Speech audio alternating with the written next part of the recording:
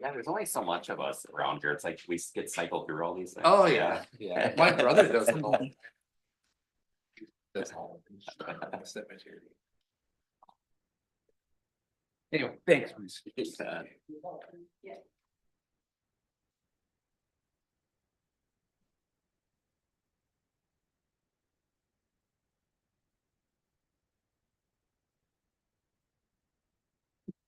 Hello. Hi.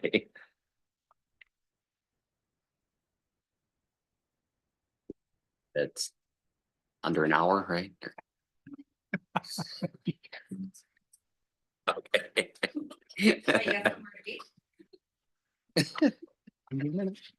I know. I already know about your program. Cabin. It's getting, Fun. it's getting there. Yeah. Oh, wow. That's gonna be nice. Oh, I'm sorry, yeah, they are. That's gonna be nice. Outside, got it. Here's my cabin. It's getting there. What am I doing?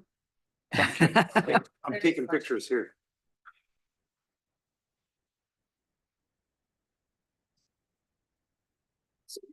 Don't forget the gallon. How big is that one? 12 by 16. All right. Yeah. Built there out of logs. Yeah, we didn't see. Actually, they were four-sided camera. Yeah. It was built stockades. Okay, it's 10 o'clock. We're gonna call the meeting to order. First, I want to just say that Josh is unable to be with us today. He is excused. He's got some appointments that he couldn't miss out on. Oh, and here's JJ for rise for the pledge. I pledge Allegiance to the flag of the United States of America. and to the Republic republic for which it stands. one nation, under God, indivisible, with liberty and justice. Good morning, everybody. Is there anybody who would like to speak for public forum today? All right, so then we will move on. We need to adopt the agenda. Dave, did you have some additions? Madam Chair, members of the board, Dave Minke, County Administrator. On agenda item number 5, resolution 2024-53, there's a blank for the bank name. That should be Franzen Bank and Trust. On item number 7, the rural Minnesota counties discussion. They did submit some information that is at your place on their legislative agenda and their successes. So that's just additional information. And then on item number 12, the settlement agreement, we have not received the signed agreement back from the union, so we can cancel that discussion and hold it when they do get the agreement back to us. I will move as amended, Madam Chair. Thank you, Matt. Oh, second. Thanks, Steve. Are there any questions? All those in favor say aye. Aye. Opposed? Motion carried. Approve the minutes of September 17th, regular board meeting in the summary for publication. I'll move that. Thanks, Steve. Second. Thanks, Matt. Are there any questions on those? All those in favor say aye. Aye. Opposed? Motion carried. Minutes of committees, we've got the 2024 land auction results and the surveyor's monthly reports. Are there any- move. Thanks, Matt. I'll second. Thanks, JJ. Got a motion and a second. Are there any questions on either one of those? All those in favor say aye. Aye. Opposed? Motion carried. And we're going to approve the consent agenda. Are there any questions on anything on the consent agenda? We have a motion to, I'll move it. thank you, Steve. I'll second. Thanks, Matt. Got a motion and a second. Once again, any questions? All those in favor, say aye. Aye. Opposed, say no. Motion carried. We are on our regular agenda and we are at the 4-H week proclamation. And we have somebody online. Cassie, is it Cassie? I'm trying to Yep, it is Cassie. Good morning. Can you hear me okay? Cassie, yes, thank you. Okay, thanks for having me. I am stepping in for Sarah Odendahl, the 4-H educator this morning. I am out of Bemidji, Minnesota, so I'm a little bit further away. So thanks for allowing me to zoom in today. I have a National 4-H Week proclamation that I will read aloud and then request a couple of signatures to proclaim National 4-H Week next week. So the proclamation is, whereas 4-H is America's largest youth development organization, having supported almost 6 million youth across the country thus far, And whereas 4-H is delivered by Cooperative Extension, a community of more than 100 public universities across the nation that provides experiences where young people learn by doing in hands-on projects in areas including health, science, agriculture, citizenship, and whereas National 4-H Week showcases the incredible experiences that 4-H offers young people and highlights the remarkable 4-H youth in Pine County who work each day to make a positive impact on those around them. And whereas Minnesota 4-H's network of 6,000 volunteers and 150 professionals provides caring and supportive mentoring to all 4-Hers, helping them grow into true leaders, entrepreneurs, and visionaries. And whereas 4-H helps more than 150 youth in Pine County annually to become confident, independent, resilient, and compassionate leaders. Now, therefore, be it resolved, the Pine County Board of Commissioners do hereby proclaim October 7th through 12th, 2024 as 4-H Week throughout Pine County and encourage all of our citizens to recognize 4-H for the significant impact it has made and continues to make by empowering youth with the skills they need to lead for a lifetime. Dated this first day of October, 2024. We love 4-H in Pine Yes, County. we Thank do. you for showing that. Great. And I want to make that. I figured motion. Steve would do that. All right. We got a motion by Steve, Second, right. a second by Matt. Are there any questions on this? No, but I do want to add Please do. something, and that is, I can't say 4-H without saying youth development. 4-H and youth development, because that's really what it's all about. And I've watched these kids for my whole adult life grow up and be productive citizens. And I'm proud of what we've done in Pine County. I'm proud of the crew we have, and certainly proud of Sarah for her leadership. And if you ever want to really see a wonderful experience, come to the Pine County Fair on Judging Day and watch those kids as they present their projects. They really have put a lot of work and heart and soul into those, and talk to those kids. They are the people that are gonna change in a positive direction the face of America and certainly Pine County. I agree. I get to sit and watch my grandsons blossom because Yeah. they're in 4-H and the things that the responsibilities that they're learning, and it's been a joy. So thank you for what you do. Yeah, thank you. So we have a motion and a second to make 4-H week recognition. All those in favor say aye. I, Opposed? Motion carried. Thank you so much. Awesome. Thank you. And if you do have, if you follow the social media for Pine County 4-H, there will be a number of different posts there with different themed days. So we'd be happy if you check that out. And thanks for the support. Thank Thank you. Okay. Have a great day. You too. Bye. North Star Family Advocacy. Good morning, and Morning. thank you for letting us join you today. I'm Cassie Deibler, and I'm the director at North Star, and I've also got. And I'm Jennifer Long, and I am the family advocate there.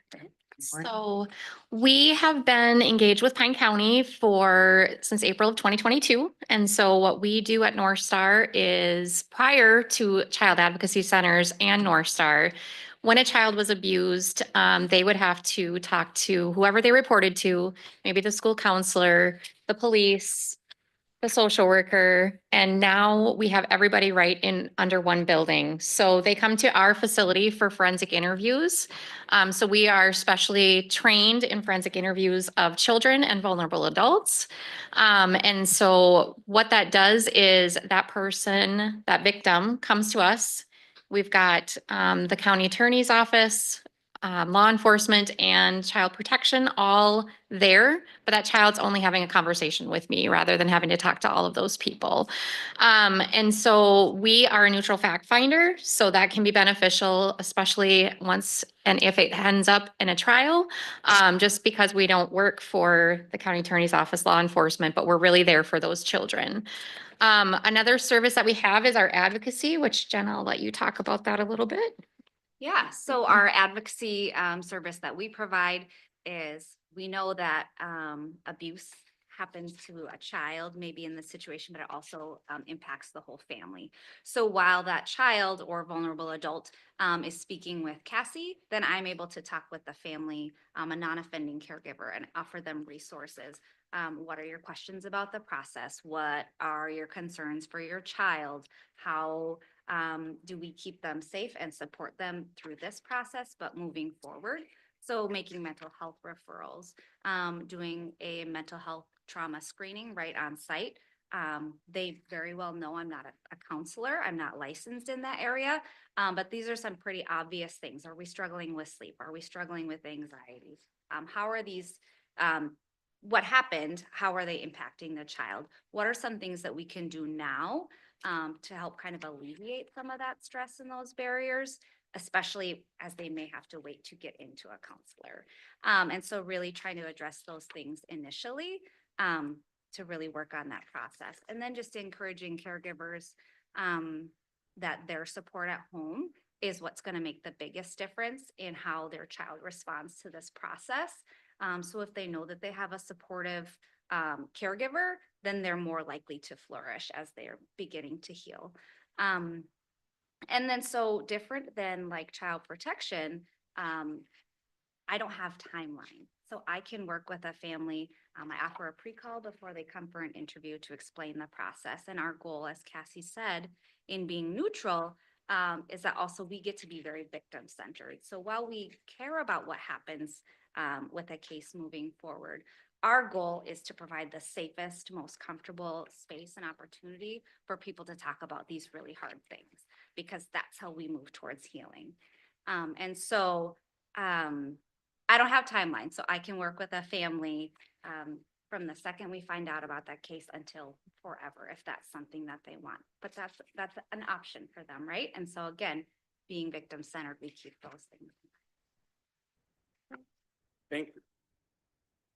I just wanted to let you guys know, so for Pine County, just have some statistics for you guys, just to let you know.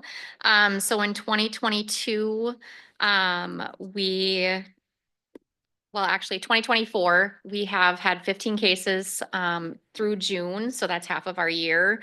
And so we sit about serving about 30 victims and their families each year.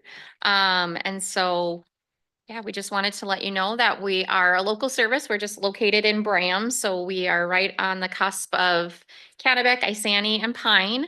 And so one of the other things is we really provide a space that is not an economic barrier anymore as well, because prior to North Star and Bram, they would either have to go up to Duluth for an interview such as ours or down to the cities. And so even for some families, that's a barrier in and of itself, just even having to go to the cities. And sometimes if there was a Hennepin County case, those kids would get bumped. So then they'd go down and they'd be bumped after, having that barrier as well. And then I was just going to let you know also, so we do provide, so an interview of a child is a mandated service that has to be part of that investigation.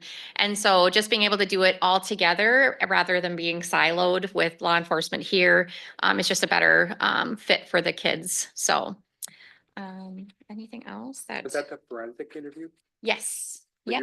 You sit in on that also? Yep. So I actually, currently, we've got a new interviewer starting tomorrow, but currently I'm doing all the interviews.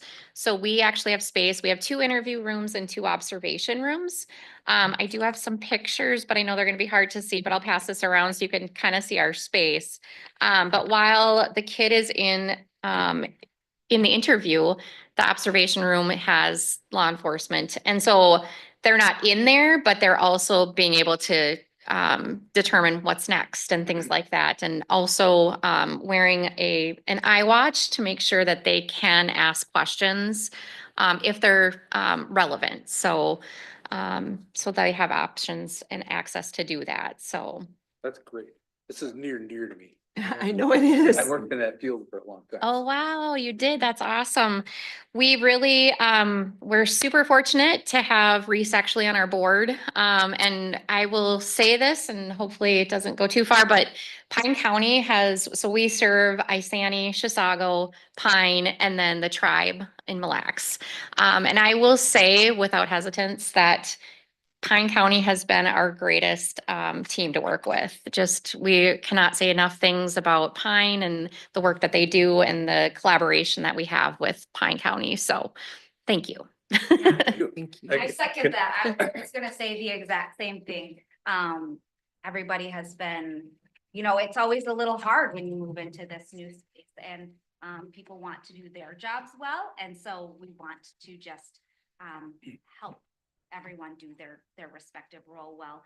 And they have been excellent to work with. Yep. Everybody seems to really have a passion for the work that they're doing, but also understanding that, again, we're here to come alongside, not to replace.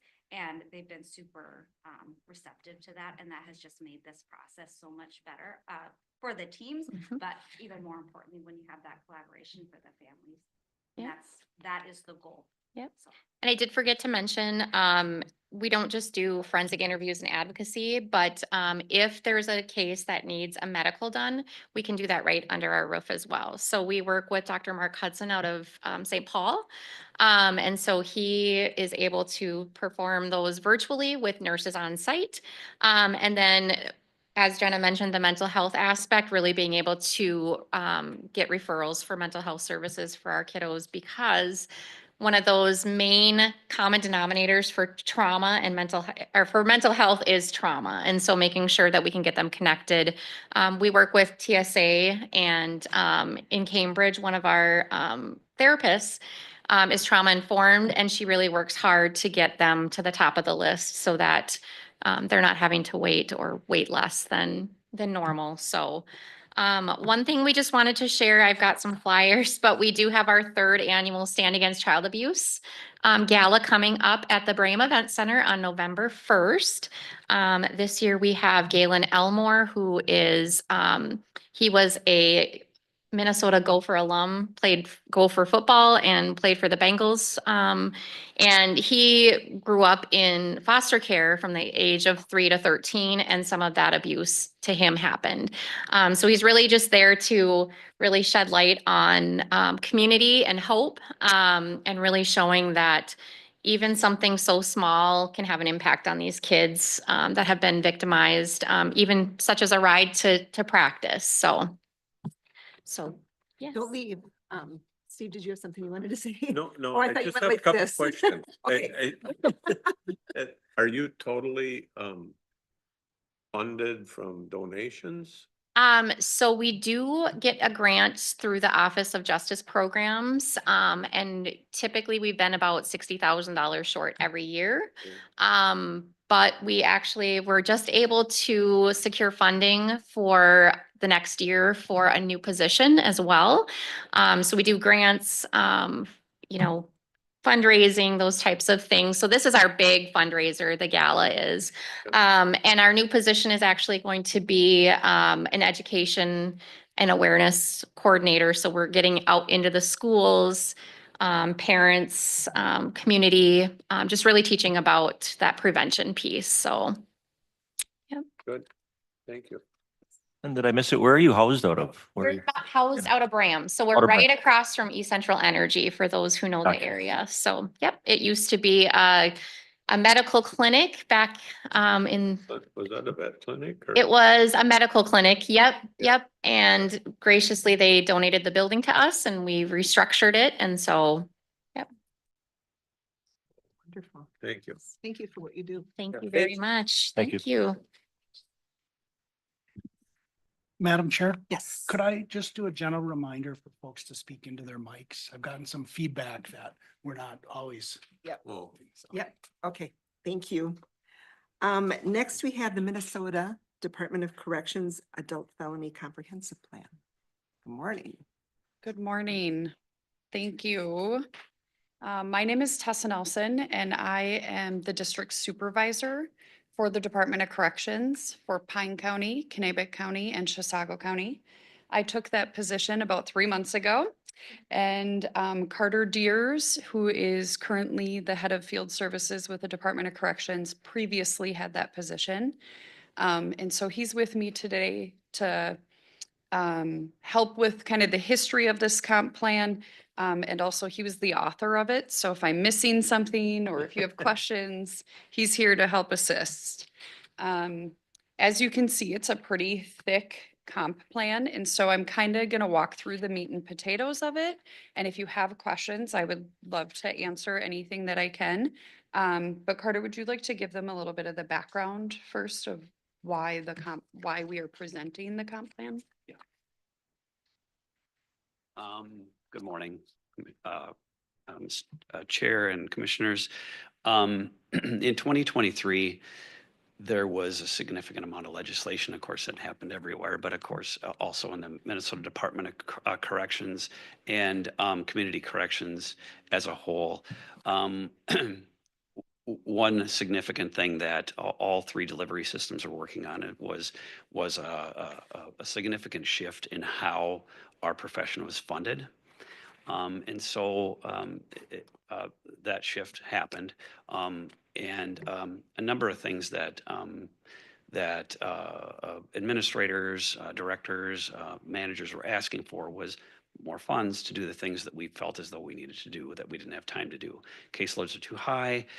The things that we were trained to do in college, we weren't able to do just because we had a massive number of cases that we needed to manage. And so in large part that happened. The what we call the funding formula went in place of what was funding our profession before. It's not without mistakes. There's probably going to be some legislation that corrects some things. However, number of things happened with that legislation. They also said you need to sunset fees. You need to you need to do the things that you say that you couldn't do with the funds that you have. And so we formed what's called a Community Supervision Advisory Committee. I was on that for a term. I'm on a number of the subcommittees that are working on kind of the 11 major things that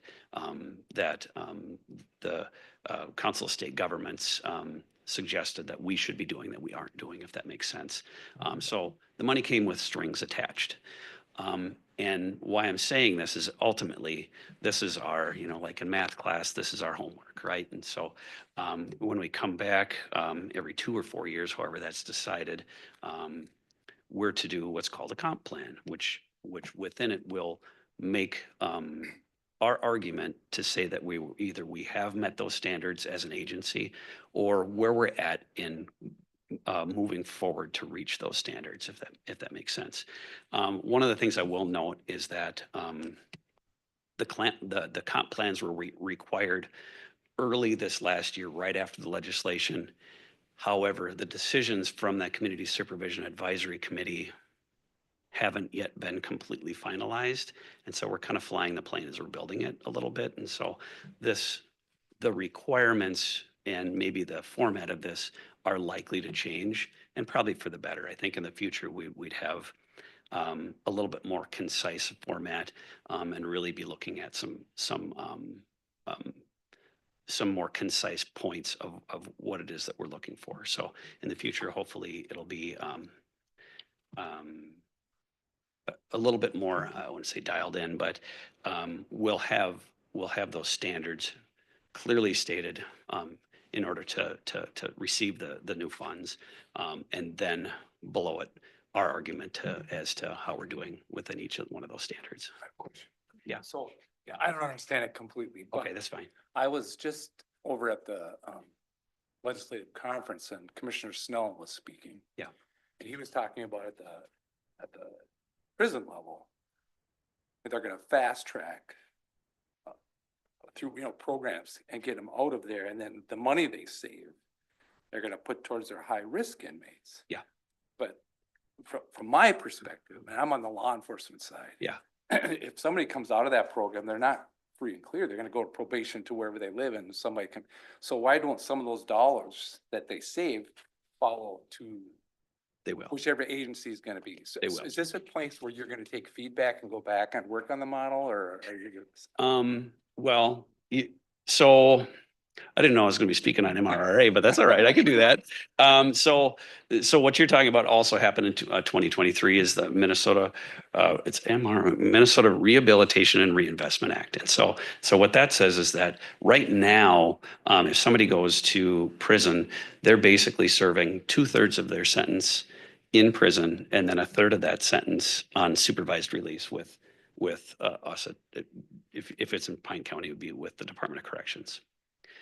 What MRRA did is said, let's incentivize those folks to get into programming. And if they're following basically, if they're less risky and they're going to be easier for us to supervise when we get out, and they're actually taking advantage of programming while they're in prison, then we're going to reduce their sentence to not 66%, but potentially down to 50%. So they could get out a little bit earlier. What that does is kind of change, I think, incentivizes them to do better while they're in, gives them some hope to actually perform better while they're in prison, reduces hopefully staff assaults while they're in prison and whatnot. It does increase our workload as we get out. And so there are four, you're testing me now, there's 4 buckets, I think, there's 4 buckets. So the reinvestment part of it is we're going to save some money. I mean, that's the idea. And a quarter of that bucket would basically go back into the general fund of Minnesota. A quarter of it goes into community supervision. So it does fund, hopefully more adequately fund community supervision. And there are 2 other buckets, and I think it has to do with victim services and one other, and it fails me. I don't remember exactly what all the buckets are. So it does, there's a nod to basically moving some of the funds from institution into community because the workload will transition there. I think it does, because you're shifting, it may be relieving work here, but it's shifted somewhere else. Exactly. No, you're absolutely right on point with that. It's exactly what it's going to do. So, and we're all concerned about it. So, as far as what exactly those numbers look like, it remains to be seen, but hopefully the funds will actually shift. So thanks. Any other questions as far as the kind of the history and why we're here? Oh, and Yeah, part of oh, I'm it sorry. is presenting this comp plan to you and to get your approval as far as who the board is that we've assembled, that might change over time, to make sure that we're adequately kind of bouncing ideas off of and whatnot, and then coming to you for a resolution. So. I have a question. Yes. Yeah, I noticed, I see some language here on the DOC training requirements and the sentence to serve. So this is also then directly tied into the Willow River facility? Or this has nothing to do with that one? No, it doesn't. Okay. No, the sentence to serve is I supervise Dan Escoda, who is sentenced to serve crew leader out of Chisago County. So this does not reflect Willow River. Thank you. Yes, yeah.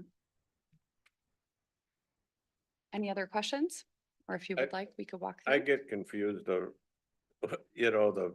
interface between what you guys do and what our county people do. Yeah, and there's a lot of crossover. Yeah. Sometimes, right? There can be crossover from what we do. Pretrial folks sometimes are felony level offenses. And there's a little bit of description of the 3 delivery systems and the difference from what we do. Probation works with typically gross misdemeanor and misdemeanor and pretrial. And we supervise all felony level offenses and supervise releasees. So those who are releasing from prison. And CIP, that includes the CIP program. They typically come out to ISR and then they transition down to our office.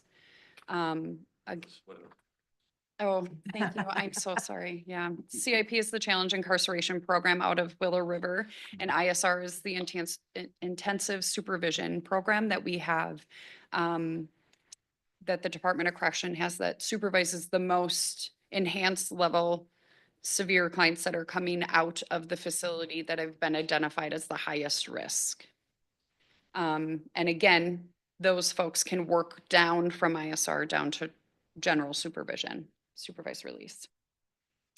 So if you'd like, I'll quickly kind of go through this, and as you have questions, feel free to ask. So page 1 just talks about the dynamics of the folks that we supervise here in Pine County. As I mentioned on page 2, I'm the district supervisor for Chisago County, Pine County, and Kanabec County. And those are agents that are listed. So this is the diagram. As you can see there, it says Carter Deers is the supervisor. That's because at the time when this was authored, he was. And I was the sex offender agent at that time.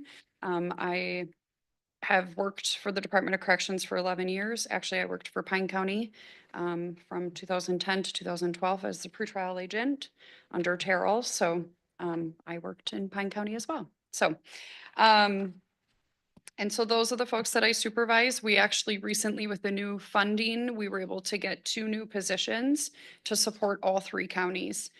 So we've had to get creative in our work and how we are going to transfer and get help and relief as needed. So sometimes Pine County works overloaded, and sometimes Kanabec can be overloaded. So we have these 2 positions that we are able to use between the 3 counties. The advisory board is listed here on page 3. The DOC training requirements, we kind of talked about that. This next couple of pages talks about, as Carter was talking about, how are we going to do the work that we're saying that we're doing, and what are we doing? So really, we're making a shift into how do we work with folks so that they don't come back on supervision? How do we get people to start thinking about their thinking and help them work with the problems that they're having? Sometimes, for example, you get people who constantly are losing jobs. And I like to say that they get jobs. That's not the problem. If you spend time only working on helping them get a job, that's not their problem. They get them.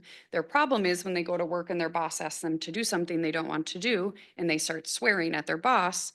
That's the problem. So we need to start focusing on their emotional regulation, their problem-solving skills.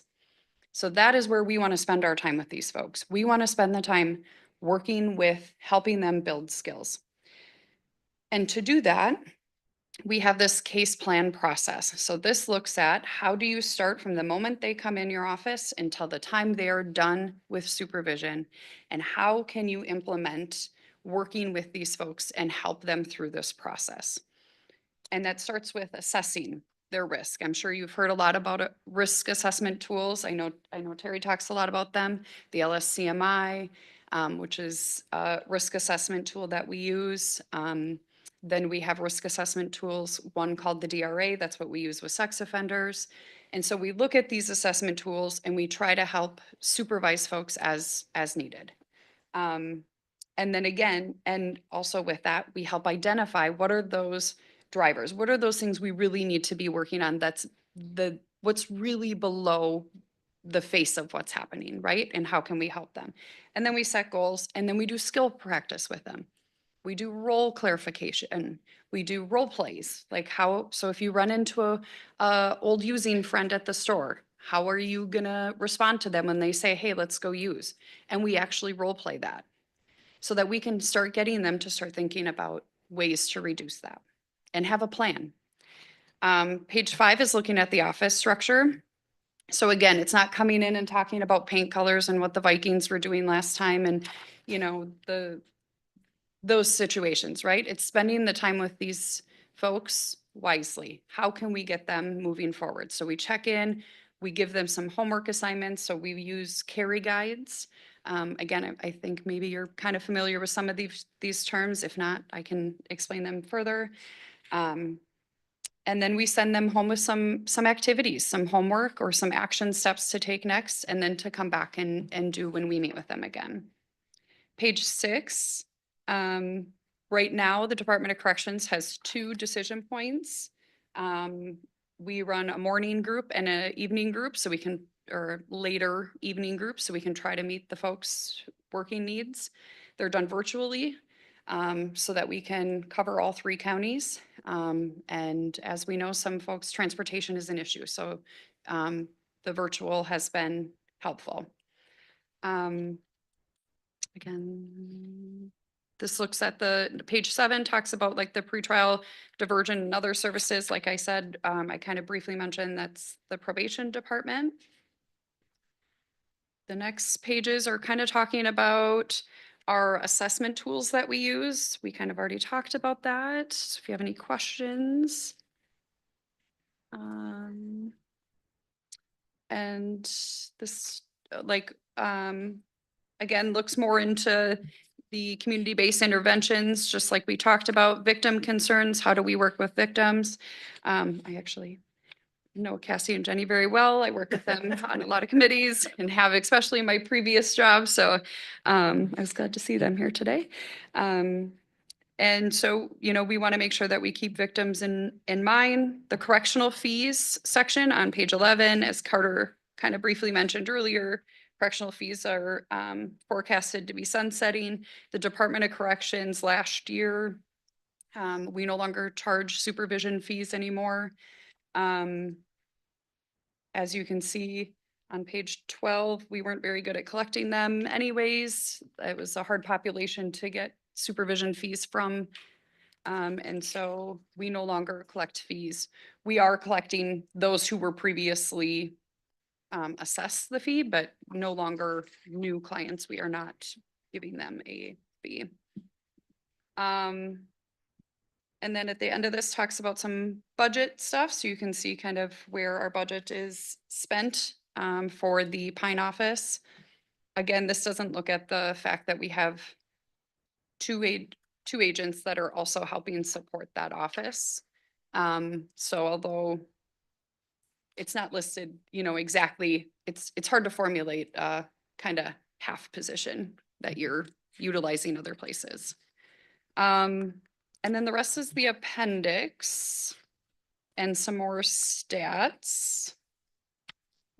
Make sure I'm not missing anything. And then back into the population breakdown. And page 22 looks at the caseload supervision breakdown of the clients that were in that office at that time, at the time this report was completed. And then those, on the very last page is those were the cases we supervised. The number that we supervised and completed.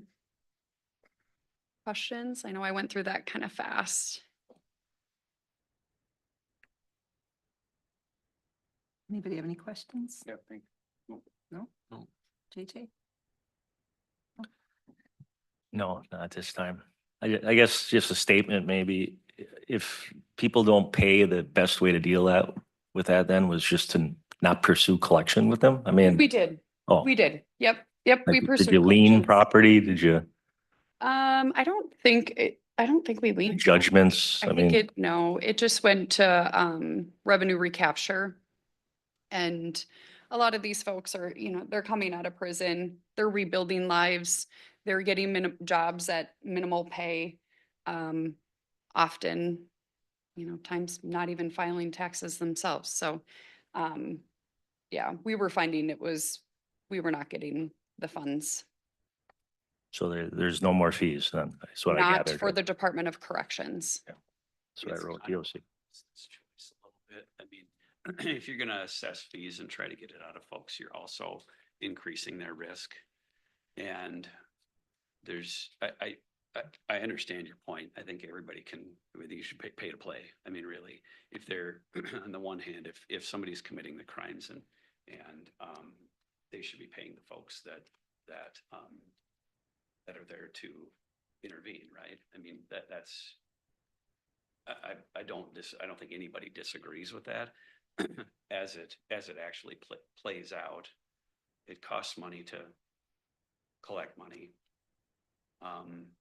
In some cases, I've seen where it really transforms the mission of the department, where you're collecting so many fees that it becomes an enormous obstacle. Have you ever tried contracting out to independent collection services? I don't think I these mean, people are the people that make the rules. I'm just asking a question. You terminated fees because their inability to pay. You're explaining. I was just curious if you. I don't know if they've Yeah, ever looked okay. at that. Yeah, no, I think it's revenue recapture. is what we send it to. And so they'll go after, taxes, those sorts of things. But I think that,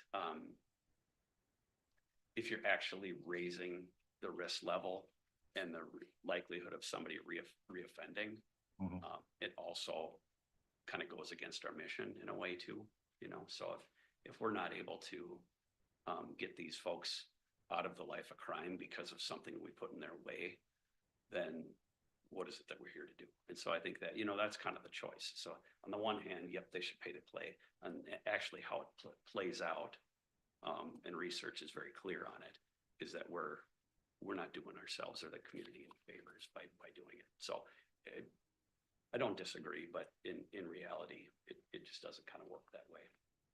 Terry, did you want to come up? For the record, Terry Fawcett, probation director. Hey, Terry. Just a couple clarification. First, Tessa had talked about what the population that the DOC serves. Mike? Yep. County probation also does the juvenile services in Pine County. And just as a reminder, I presented the county version of this a couple months ago, and that day had a couple documents. The downside of this official document now that we're required to do it, it's a good thing that counties are required to do this and tying it to funding, because there are so many counties around the state that were saying they're doing one thing, weren't showing any work. We're proud of showing that work. So when I gave my presentation, I gave you the formal document, which is restricted to 25 pages, and then gave you the outcomes, which is showing our work, our restorative justice, our programming, that in fact, what we're doing works, or we're doing it right. Relative to corrections fees, Commissioner, been around 25, 30 years. I was, as an agent, I couldn't believe we were gonna assess clients' fees to be on probation. I still have agents that think that way now, and I get it. As an administrator, they've become a big part of the budget. So in Pine County, it's almost an agent, you know, without benefits, it's $60,000, $70,000 a year potentially. Some of the bigger counties, Wright County, it's $500,000, you know, and so the issue now, the CSAC committee and others working on it, is what will happen in 2027? Where's that money gonna come from? Is that gonna fall back on the shoulders of respective counties? And so that's the work that needs to be done, because, you know, the Department of Corrections can waive it, in my opinion, a little bit easier, because ultimately the Department of Corrections sets the budgets for everybody else. And so it's, and we have a policy, we waive fees too. I mean, people that really can't pay, that comes across my desk and we waive them. Otherwise, revenue recapture goes after them up to 6 years by statute, and then after 6 years, they just fall off the books. So you can avoid payment or anything for 6 years, and it goes away. But so it's a very unpopular decision, no matter how you looked at it, like Carter said. And the other thing I'll just say, Carter sat on my advisory committee as a DOC member, and now Tessa sits on that too. And Tessa's a long time. She has more whiskers, if you will, around here than I do. So she's good people. Glad to have her here, and the DOC's been great partners. So thank you. Yeah, thank you Thank you, Terry. so much. Terry. One of the ways that we've been asking for is, I think through that, through the legislation, that was kind of part of the give and take. We're gonna give you this much money, you have to do these things, and part of it was sunsetting those fees. So that is in the law right now, that those will be sunsetted. Now, we can make some corrections over this time, like Terry had mentioned. Part of that is fully funding the formula. We had asked, the formula called for $156 million statewide. They gave us 143. We're asking for that in this next session. That should help, right? Or, you know, so it's always it's always a negotiation. So thank you. Thank you. Thank you. Thank you. And I think we need to have the plan approved if you can. It really is the board, I think, of the The board, commissioner board is the one that approves it. The advisory board. Okay. Thank you very much. Thank you very much. Yeah, If I yeah. could just say one thing, it just seems a Thank you, little Mike. odd to me all the time that you know, Department of Corrections makes rules and they have to have, if they're in prison or in jail, we have to have so many people watching so many people. And then they send them out on probation and they don't follow it with enough money to have enough people to do what we know really should be done. And I've sat here long enough and heard Terry talk about all the good programming we're doing to actually make people productive and be members of society, yet they never seem to follow it with enough money. So it falls back on the county boards and to say, make a decision. Well, do we really, Terry has to make that decision every year when he prepares his budget. I can get along, I guess, with, a part-time agent, or, maybe we'll see where the numbers go. Maybe next year we can add one or whatever. I'm amazed at how creative you all got. Get it done. Honestly. Because with all due respect, we asked for the same thing from the legislature, so we're. Yeah. We're in the same boat. But I Yeah. hear you, absolutely. So. Yeah. Good that the legislature's hearing it from all sources, right? The idea. Yes. With the funding formula. Yeah, absolutely. So thank you for your time. Yeah, Thanks thank for you your so time. much. Thank you. I was looking at you thinking you looked familiar. Now I know why. It's good to see you again.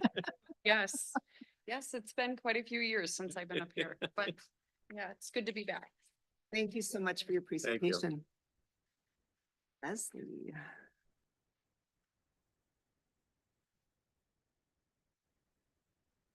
Good morning. I'm Leslie Sauter, morning. your Economic Development Coordinator. I think first I have the October is Manufacturing Month. And so typically on the first Friday every year, it's used to be declared Manufacturing Day. And they've moved it to a month-long celebration. So every year, kind of come to you guys with this proclamation, just recognizing what our manufacturing businesses do here in Pine County. And then we also schedule a manufacturing tour in coordination with Pine Technical and Community College. We bring students from all 4 districts and even neighboring counties, districts into Pine Tech. We disperse them to local manufacturing facilities to see where you can go to school, get an education, and also get a job. Typically, debunking any myths that manufacturing jobs are dirty and dangerous jobs, because they're very automated and highly technically skilled jobs that pay very well right here in our own neighborhood. So I have a proclamation in front of you guys that just points out just in Pine County, workers in manufacturing jobs took home $16 million in wages in 2023. The average annual wage in a manufacturing position here in Pine County is about $51,584, which is 23% higher than the average annual wage across all industries in Pine County. And overall, there's 320 highly skilled, well-paid jobs at 28 establishments in our county in the manufacturing industry. We have neighbors around us that have a little bit more, but I think that this is a good, strong sector in our county, and we're always working to grow it a little bit more with land available in Sandstone and Pine City. And we're actively working on that, so. Thanks, Liz. Thank you. Thank you for what you do. You have brought so much stuff to our county that, yeah, it's been great. I enjoy it. Thank you. I would like to also add, if anybody has an opportunity to go along on those student tours. Yeah. Take it. I went a couple of years ago. It Yep. was awesome. Students were engaged. The manufacturers were very proud of what they do. Yes. And they were doing some stuff I had no idea. Yeah, so Tuesday, October 29th, yes, the invitation is extended to any of you on the board. If you want to join us, let me know. I can meet up with you at Pine Tech and can go along for the tours. It is super interesting to see how these facilities run and how clean and professional they are, and fascinating on the things they do, like these little components that they ship all over the United States that make up bigger components of products that we see every day. It's really interesting that they might start off right here in Pine County. So Awesome. Yeah. Can we have a motion? Yep. I'll make that. Thank you. I'll second. Steve. Thanks, Matt. Got a motion by Steve, a second by Matt. Are there any questions about this? All those in favor say aye. Aye. Opposed? Motion carried. Thank you. Yeah. Rural utilities.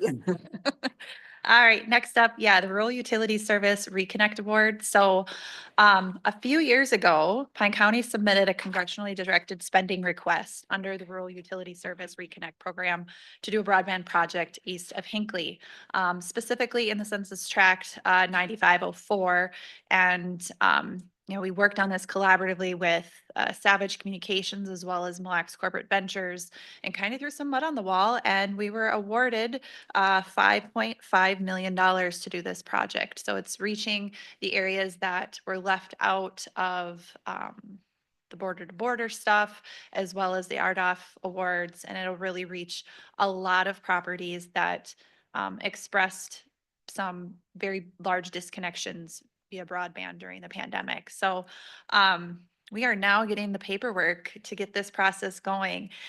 In the last 3 years, we have been doing the environmental review, and that got clearance just a couple months ago. So now it's time to actually start hitting the ground running. So you'll see units mobilized to start putting more fiber in the ground, just like you saw around Hinckley with our CDBG funding that just wrapped up. So in front of you, we have a request to authorize the board chair, the county administrator, and the county attorney to execute the grant and security agreement, as well as the deposit account control agreement with the resolution 2024-53, with some certifications to accept the grant and authorize execution of the grant documents, as well as a form certifying that you all have the authority to do this. So it's been a fun process looking through these documents. It took some massaging of Kelly, like, yep, we have to open up a different bank account.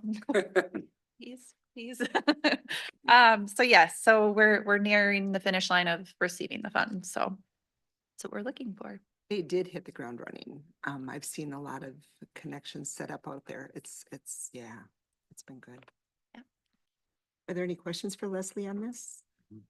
Can we have a motion, please, to execute the grant and security agreement? I'd make that motion. Thank you, JJ.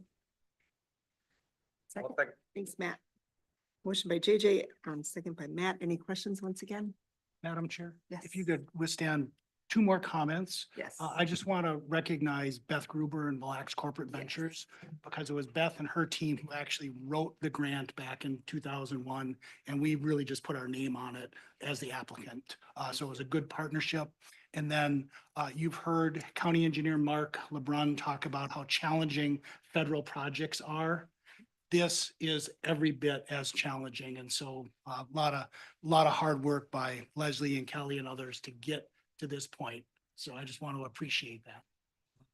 It wasn't to just sit back and watch it happen, right?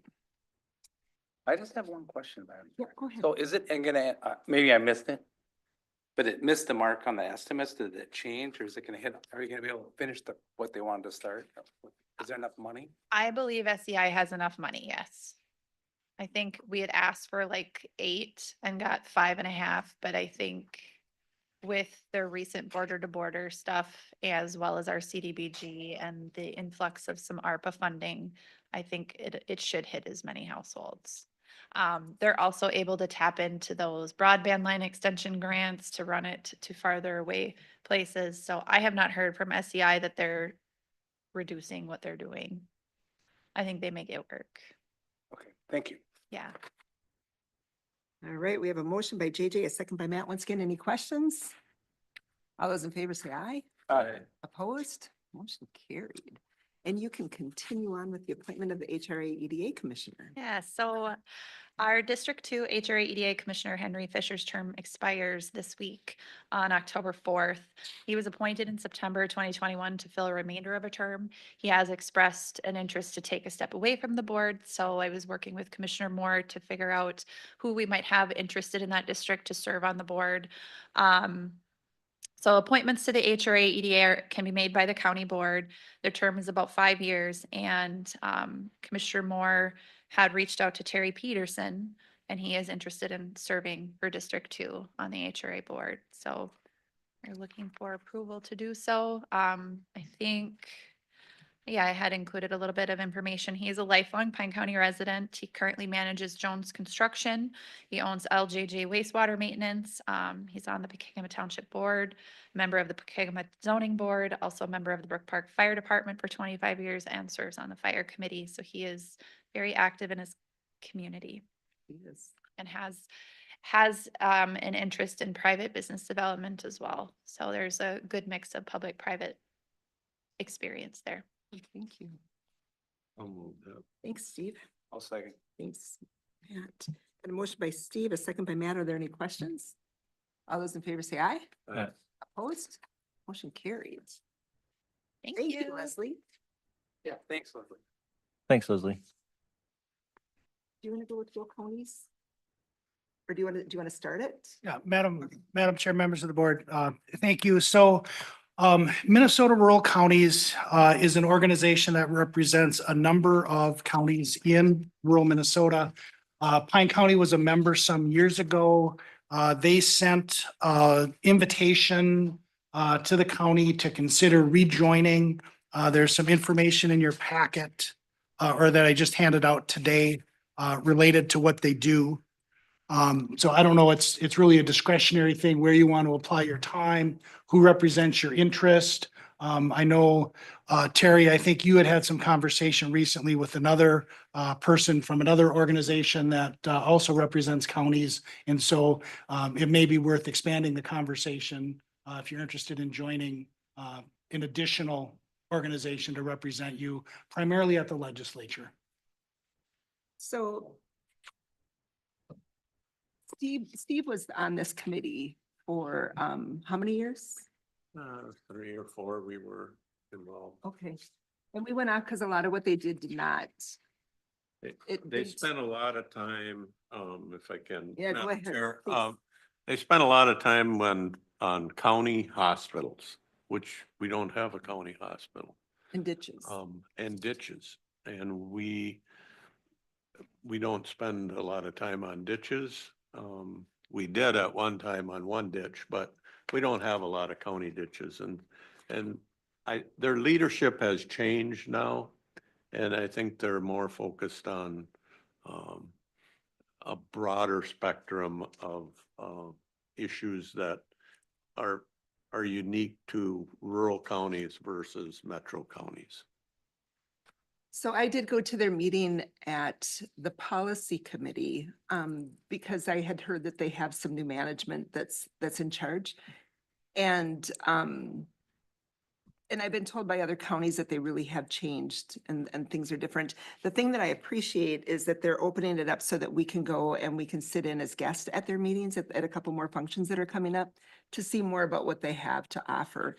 The other group that I talked to, David mentioned MICA, and I had, the lobbyist for MICA and MICA is the Minnesota Inter-County Association. And she had come to the SSIS demonstration that we had up in Sandstone last week. And so I kind of met her there, and then I was at a ICWA meeting and the one for the Human Service Administration last week up in Duluth. And I was going to meet with her and I had to run out of there for a different meeting to talk about ICWA. But the question that I have for her is, do you have any meetings coming up where we can be a guest and see what you have? So I guess my thought process is, and I want to hear yours, but my thought process is that we wait and we can go see what the Minnesota Rural Counties has to offer, see what everybody thinks, and if they think that that's a good fit. And maybe hopefully be able to go see what MICA has to offer and see if they would be a good fit. They're more like Chisago, right? What- They I'm trying to think of tend to be the more metro counties. I don't think they include Hennepin and Ramsey, and then the greater Minnesota, larger counties like Otter Tail, Homestead, Stearns. Larger by population or by land mass? I Population. think I think, population. Yeah. I think we got them beat on land mass. But what are your thoughts on this? We need to talk about it because we're being invited to join, but I would go along with waiting until we can do a little more research. I'd second They're that. good, they're a good organization. It's just they got bogged down for a couple of years, I thought. Mike, move up. No, I'm trying. JJ, you just seconded that too? Yeah, I'd second Steve's motion. Just so we can Yeah. research it more and shop around, see what the other one has to offer. Steve, was that a motion to hold off? Or was it a Sure, conversation? I'll make it a motion. Okay, so we got a motion by Steve to I'll wait second and see what it is, and then JJ had seconded it. Oh, did he? Yeah. Okay. So, all those in favor say aye. Aye. Opposed? So when we hear something from Micah, we will send that out. I think that in this original letter that we received from Minnesota Rural Counties, they have, some of the dates that they have. One of them is, October 7th. You can go to their meeting in Alexandria, and that's an in-person meeting, or the one that would probably work more is Sunday, December 8th, prior to the, annual conference for AMC. And that would be that Sunday night, so you can get an idea of what they're doing right there with their business, and we'll let you know if we hear more from Micah.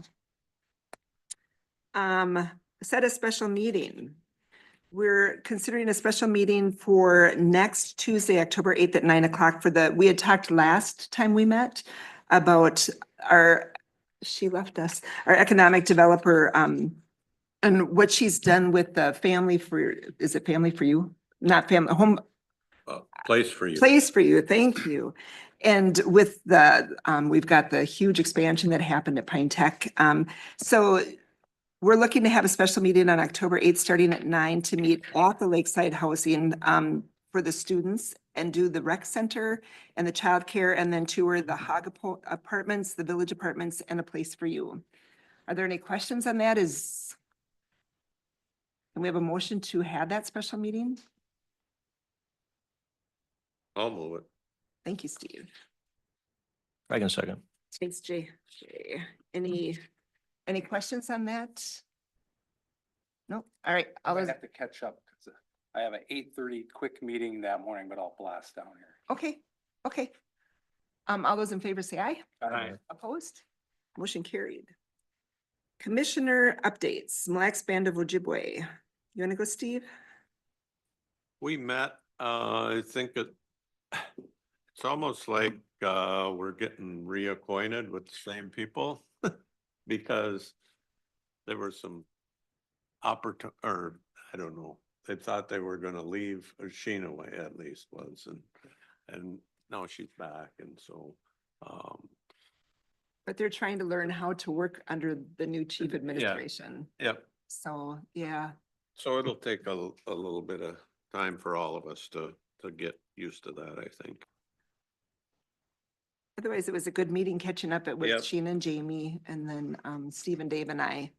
And I'm just catching up and hearing what's going on and where they've been going and how Virgil Wind is filling into that position. I can't imagine what he's going through. I think it's pretty tough. He's got big shoes to fill. And then I'm trying to step into them and figure everything out. It's he's gonna have a rough couple years there. Arrowhead County Association. No, I didn't make it. Okay. Health Insurance Committee. Do you want to go, Matt? I went to that. I think most of this discussion was on creating the fourth tier. Right.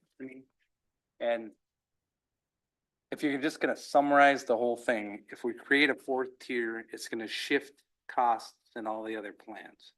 So the unions are looking at that. And we haven't heard back from them yet. What was the I'll have to deadline that we work gave again. them? I want to say it's the Friday before the next board meeting. That might be October 11th, Okay. but there is a, Yeah, I don't have, otherwise it's pretty much the same what we talked about first time. The dental stuff is all the same, I think, and that's employees pick that anyway. and Madam Chair and Commissioner Ludwig. So with the dental, we did market that, and we've got a different carrier that has a little bit of a different plan rather than a high and a low. They have a plan that's pretty much the high plan at less cost. And so that is probably an improvement to the dental for most folks, but it is 100% at the employee cost. Yep. And then just to wrap up, we have 7 bargaining units that have insurance on the county plan. And so we need to have memorandums of agreement with those 7 in order to change as we would propose. That change would also end enrollment on the VIBA. So if you are on the VIBA, you can stay on that plan, but there's no new enrollments on the VIBA. And so the deadline for that, for the county board will be the next board meeting. If we get concurrence from the 7 bargaining units, then you would have the opportunity to make that change and go to the 4-tiered system. And it's all unions, correct? All unions except that 3 Right, are not on our health plan. right. But it's not, this union No. can say we're gonna. do Yeah, it, oh, this one- correct. yeah, It's everybody or nobody. Right. Okay, Yeah, and then we're crunching close to getting things done for open enrollment. That's the Right. thing. Yes. so what this, going to a 4-tier, it's going to raise the insurance for families. So if you've got a husband, wife and children, they will be paying more. If you are an employee and children, you'll pay less. And if you're an employee and a spouse, you'll pay less. So just determining how that would work out for others. One of the things that we were asked was if we could kind of manipulate things a little bit so that it wouldn't be so hard on the families, because it's gonna be a harder hit for them. So it'll be interesting to see what the unions come back with. And Otherwise, it was 0% increase. correct. And the county total contribution remains fixed. And of course, that number is the result of hundreds of individual choices that employees make on which plan. But based on what we think are the reasonable assumptions for the distribution of, if we go to 4 plans, the county's contribution would remain the same in total. And if I remember correctly, the unions came forward with a request to look at the 4th tier, so. Yes. Yeah. Pine Technical Listening Session. I went to that, Madam Chair. I thought it was, the Chancellor of Minsky was there and Vice Chancellor and a couple of board members of Minsky. And that's the board that runs the whole state college system. And they wanted to hear from the people that use Pine Tech and support Pine Tech of what they could do. And it wasn't just Pine Tech. There were people from Fond du Lac and people from Lake Superior. And so that was good to get their perspective. I think the people that probably had the most impact were probably the students that spoke, because they're the ones going there. And so they did a great job of articulating the need for labs. Technical education is not cheap. And if you compare it to having an English class in a community college or a university where you can have 50, 60 kids sitting in a chair and one professor, when you're doing machine tool technology, first of all, you have to have the machinery. Then you have to have not 50 kids, but maybe 12 or 15 or 10, and welding labs, and the list goes on and on. And there's actually some virtual simulation equipment now for the nurses' classes, and I don't understand it all, so I hope I don't botch it up too bad. But when students need to do their practice where they would typically go to a hospital, they can do that, a lot of that using the simulation, whatever you call them. I'd call them dummies, but they're pretty smart. The other thing that I found out is, you guys probably knew this, but Wellia is going to put on a big addition here in Pine City. And part of the reason they're doing that is the commitment that the state of Minnesota made to expand Pine Tech and expand their nursing program. So they know they're going to have a stream of nurses coming out of that school. It's a pretty cool thing that we have people who grew up and live in East Central Minnesota that go to school at Pine Tech, and they get to have jobs in Pine City and Mora and Sandstone at Essentia and use, our facilities need those people. And so that's a pretty good touch. I hadn't thought about that part of it, but, and of course, the manufacturing people that were there are, have used them for years and they need those people. I ran into Joe, and he was just very excited about it. He said it was really nice to have you there. Labor negotiations. We met. They gave us their offer. And then we met and prepared a counter offer, which Dave and Jack were gonna mail or email. Oh, to well, them. yeah, we're scheduled to meet again on October 21st. Yeah, also we should And prepare it. They had talked about some comparative wage data that they did not have available, which they were going to submit to us prior to October 21st, so that we could review it and incorporate that into our response. Okay. Yeah, so we're just in the first volley. Okay. Snake River Watershed was actually canceled. The SSIS demonstration, I was on a 2-day high. It was probably the best meeting that we have ever seen. We had different tribal leadership there. We had a new senator. We had Senator Mary Kunish there. And they were both extremely supportive and will do what they can to help with this. We had a really, really good discussion with Senator Rarick and Representative Nelson really taking the lead, and Marion, Jason's wife, Marion, who has known about this for how many years? She's been a 13. representative for 12 years and she's known about this issue for 13.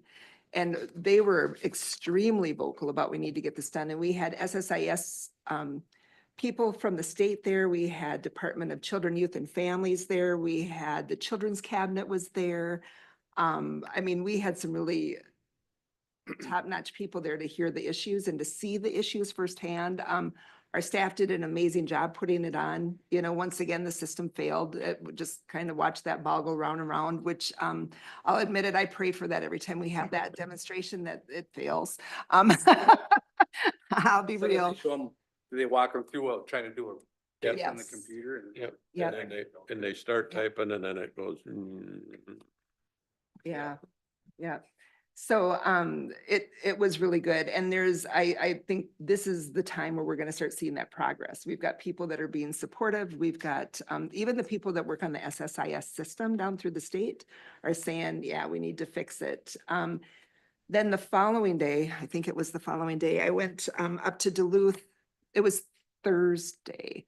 I went up to Duluth and Tiki Brown, who's the new commissioner for the Children, Youth and Families. She was up there and we met with St. Louis County to talk about ICWA and what it does. And a lot of it, you know, it's the system that works at. So just as in, this is St. Louis's numbers, but in 2018, they were at 58% of compliance. In 2023, they had hired 4 full-time employees just to enter ICWA cases to make sure that they were entered correctly, which is costly. We know that employees are costly. They failed by 0.5%, 99.5% is what they received. They had one letter where the judge said, don't worry about sending it. And so on the judge's order, they did not do it and they were docked to 0.5%. And because they were docked that 0.5%, they lost, I want to say $250,000. It might have been more than that. I mean, it's hefty. So, I mean, this is what they put into it and they failed. So Tiki Brown came up and met with them and some of her staff. And I was invited to join them on that meeting, which was really to know that we've got her support and that this system is a lot of her department now, where I don't think that we had that with the past commissioner for the Department of Health. So it's exciting. I think that we're going to be able to see some moves. We may end up doing one more demonstration because after the election, we think that we might be able to get the chairs from the committee up to see it and get that going too. So, Madam Chair? yeah. Just a comment on the demonstration and a point that came out during the conversation is despite all of the work that legislators, including Nathan Nelson, have been doing, that all of the counties and AMC, the one requirement that came out of the last legislative session was to add an additional summary report that our workers have to do that is not supported by the technology. It's a report they have to write, manually pull the information and write a separate report. And so I don't want to, I want to be encouraging to all the effort that's being made, but it is flabbergasting with all of that energy and effort and appreciation for how we're not supporting the children, the families, or the workers, that the one change is to add an additional requirement to our workers. Who And runs that? it's to make it Who's in charge of that? The legislature, Was legislative. because the Senate has a committee and the House has a committee. So, and Nathan Nelson is on the House committee, and he has been a major advocate for counties and getting this taken care of for our families. Something's happening. Yeah, there's some movement.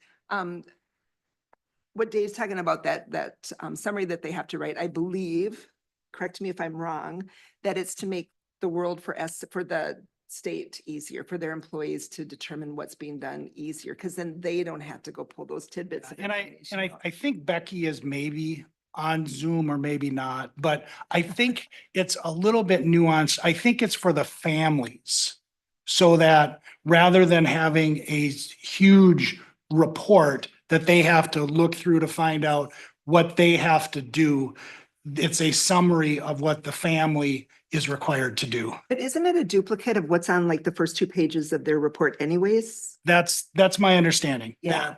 That, there ought to be there ought to be a way for technology to support the creation of a summary versus putting the burden on the worker to sift through that and distill out what meets the state requirement for a summary. I think it's called AI, David. They should just have a key somewhere. I got one They should, thing. yes. If, Yeah, go can ahead, Steve. can I just add to the SSIS demo? There's Becky. Good morning. I was there and I want to congratulate Becky and Beth and Bonnie for sticking their neck out and putting on that demonstration. It's pretty, that room was full of legislative and Department of Human Services and Family, the new system people, top executives. Yeah. And they did a marvelous job, kept their composure, and did a good job of explaining it in regular human terms.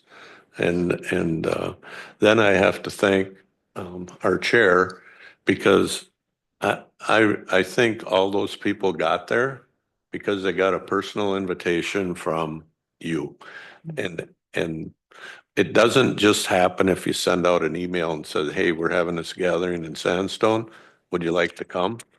It happened because you have a reputation to try to make this better, and you invited people. So thank you. It was, I have to say, for you three that put that on, it's gotta be such a challenge. I can't imagine the emotional state that you're in, putting that on in front of all these people. And, Bonnie and, and Beth and yourself, Becky, you're so positive about things, even though it sucks. The whole system sucks, and you were so positive about it. But because of them, we had Kathy Shavers, who is the tribal chair for Boys Fort, was there, and she is a huge advocate, and she will be just a major person on this. And then you had Senator Mary Kunish, and they're both sitting in the front. And I think Kathy made it lighter for you, didn't she? Do you want to explain a little bit more? Yeah, so I heard some comments about the summary document, and the summary document is something that the legislature has mandated DHS develop for local counties, for local social service agencies.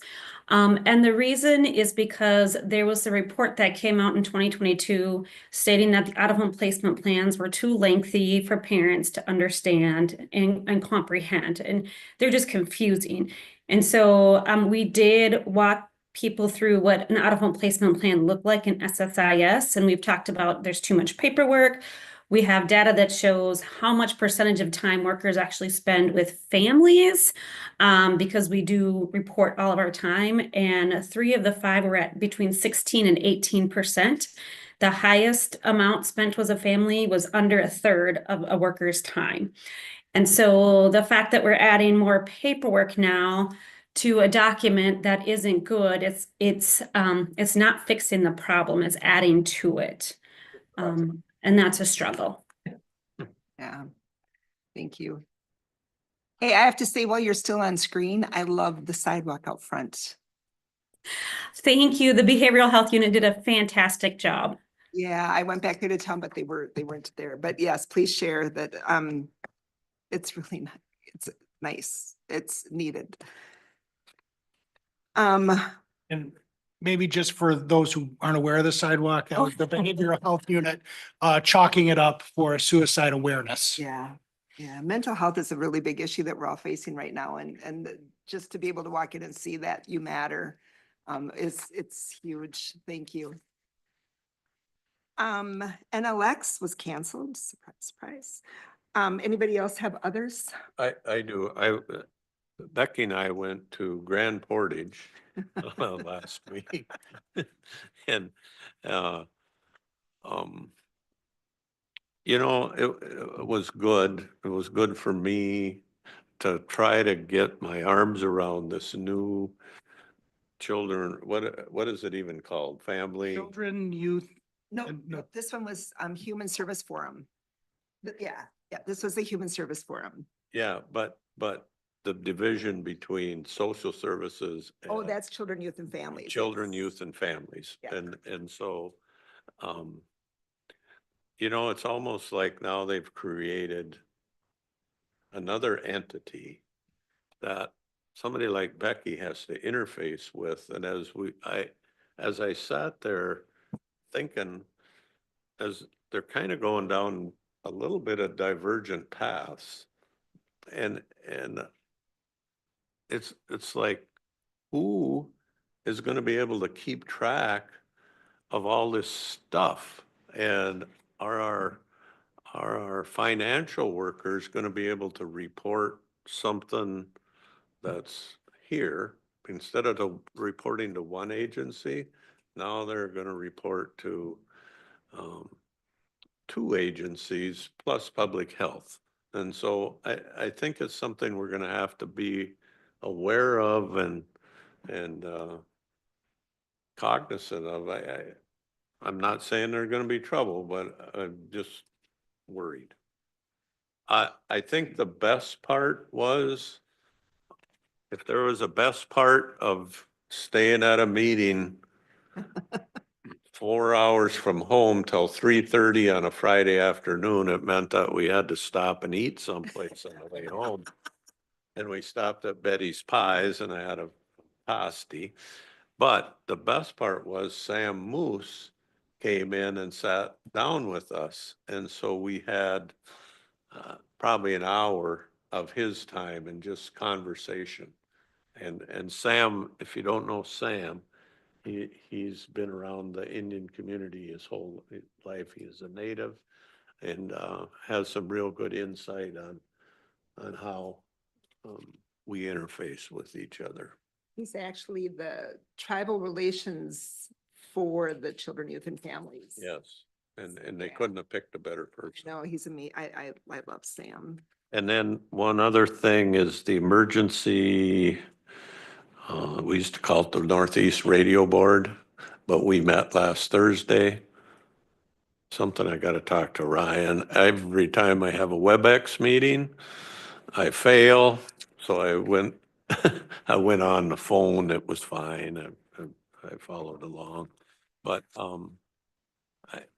we're going to have to pay, you know, that next generation 911 stuff is unless they come up with more statewide funding, we're going to be holding the bag on some of this stuff.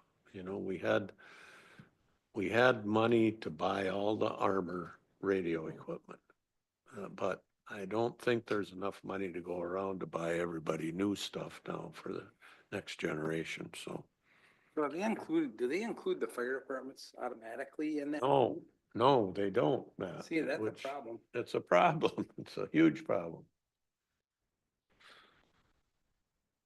Any others before I get started?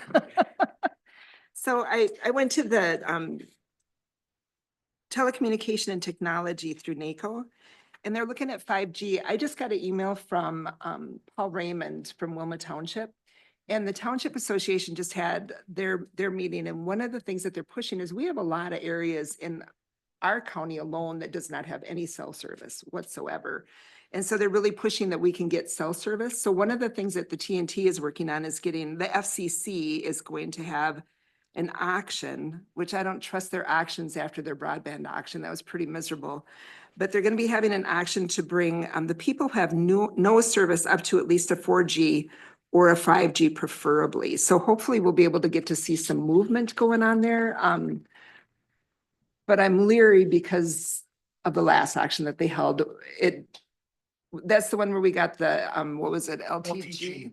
And they couldn't do it, and they won the majority of the United States, and they couldn't even do what they've got. So I mean, it was just bad. So that was that one. And then I went to that meeting up in Duluth and met with, we talked about with Tiki Brown. And when you were talking about having that different committee, the thing I like about this is I think Tiki is proactive and she'll get things done. And the Commissioner of Human Services, which is Jody Harpstead, I saw her putting up more pauses. You know, she'd kind of say, it's not going to happen. It's not going to happen. And Tiki's saying, we need to make this happen. So I think that that's going to be a huge benefit for counties, is to have that. I went to Project Rise on the 24th, and the big talk was on truancy court. They are going to be moving their truancy court. They used to go to the schools to meet with the kids and their families, and they're going to be moving that to the county again. So it will be in person. It won't be at the schools anymore, which will make it easier for our staff and for our judges. And then I think when you have to step up and show up in person here, it's going to be a little bit more for the kids too. I think so I think that that's a good thing. One of the things I really want to, we have Devin, who works in our probation department, who set up Yeti, and Yeti is where he goes and he meets 3 Tuesdays, no, it would be 4 Tuesdays, I think, 4 Tuesdays a month, one at each school district, to meet with the kids that are in the process of being turned into truancy court, to try to get them the help that they need so that they don't actually have to go through truancy court. So he's getting awarded this Thursday night through SCRED. Is it? SCRED. What does it stand for? Can you help me read? St. Croix River Ed Oh. District. Yeah.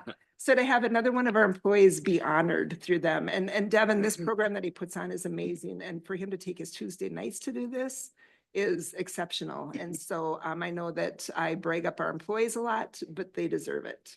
So that Project Rise it's an incredible group. It's our attorney's office, our human service department, our schools, probation, sheriff's department. I mean, it's everybody coming together to see what we can do to help our kids. And then I went to the East Central Development what's the P? That place. I went to that meeting and it was on childcare.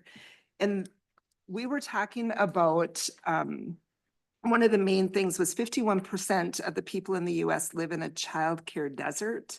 But in rural America, where we are, it's 60% of our people are in a childcare desert.